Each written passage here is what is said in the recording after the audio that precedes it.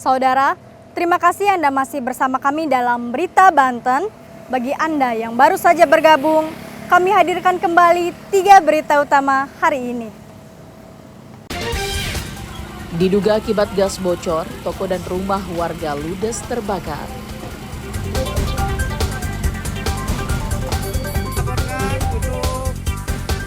Kondisi sementara api sudah mulai melebar jauh.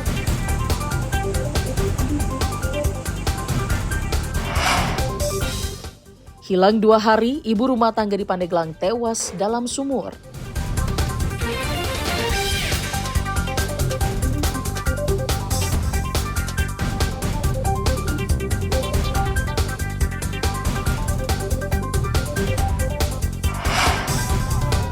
Ratusan mahasiswa unjuk rasa pelantikan gubernur dan wakil gubernur Banten.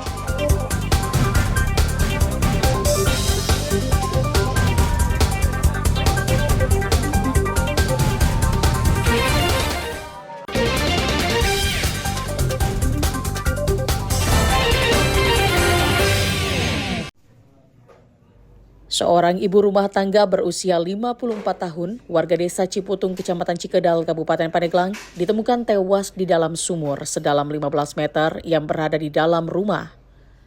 Sebelumnya korban bernama Iya Sadiah dikabarkan hilang sejak 2 hari sebelumnya. Evakuasi jenazah korban berlangsung dramatis. Tim SAR dari BPBD dan Basarnas sempat kesulitan karena sumur berada di ruangan yang kecil serta sumur yang berukuran sempit.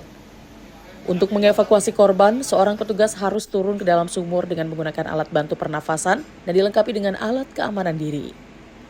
Setelah dilakukan proses evakuasi sekitar 1 jam, jenazah korban akhirnya bisa dievakuasi. Korban pertama kali ditemukan oleh anaknya yang mencium aroma tidak sedap dari sekitar sumur. Setelah melihat ke arah dalam sumur, anak korban pun menemukan ibunya yang sudah dicari sejak 2 hari sebelumnya. Polisi masih menyelidiki dan memastikan penyebab korban ditemukan tewas di dalam sumur.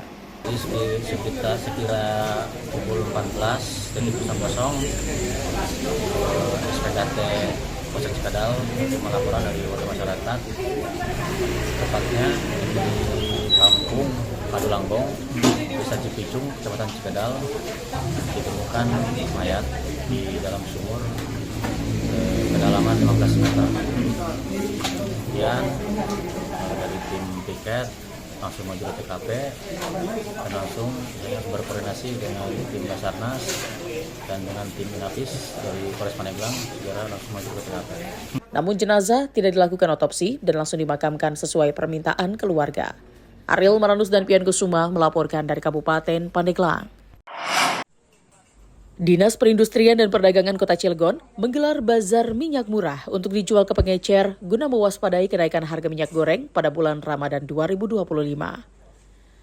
Bazar minyak murah ini digelar untuk menekan harga minyak subsidi tersebut, di mana harga minyak kita di pasaran mencapai Rp20.000 per liternya atau di atas harga eceran tertinggi yakni Rp15.700 untuk per liter.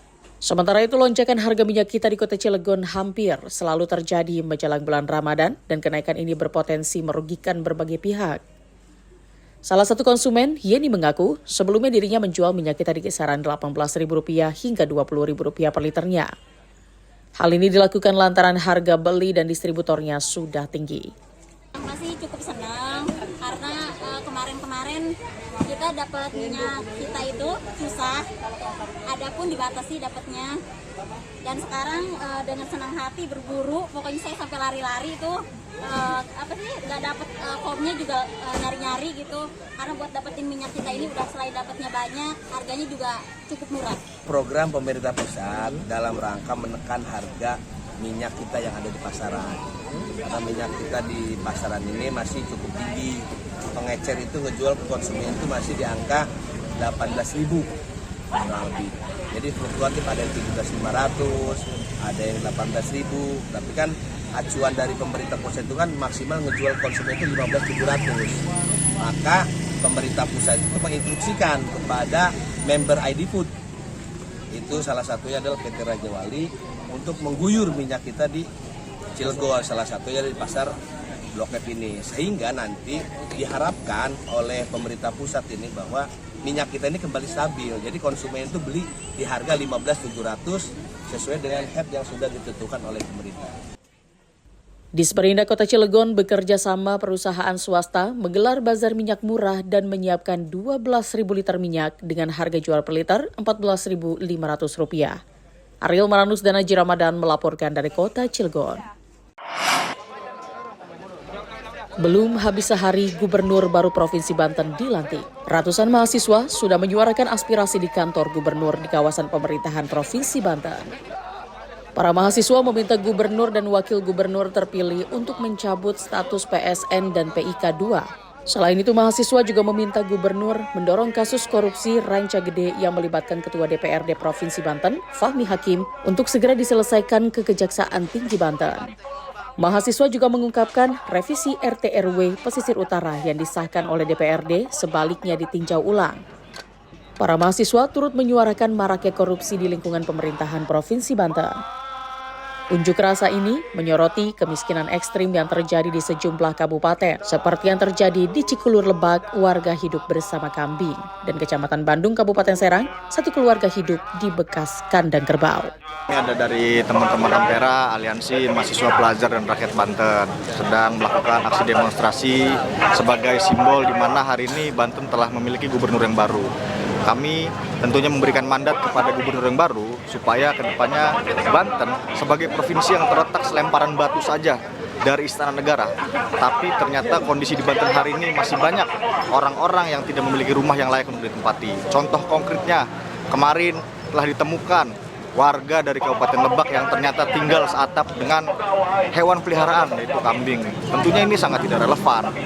Untuk provinsi yang terletak selemparan batu saja dari Istana Negara, nyatanya ada warga Banten yang tidak memiliki rumah yang layak.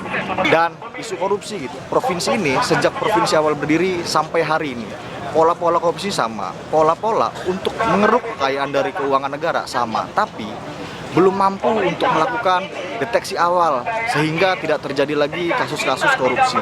Masa aksi juga meminta kontrak politik dengan gubernur dan wakil gubernur terpilih. Jika tidak gabungan, Aliansi Mahasiswa Sebanten akan kembali melakukan unjuk rasa besar-besaran. Ariel Maranus dan Rifki Nugroho melaporkan dari Kota Serang.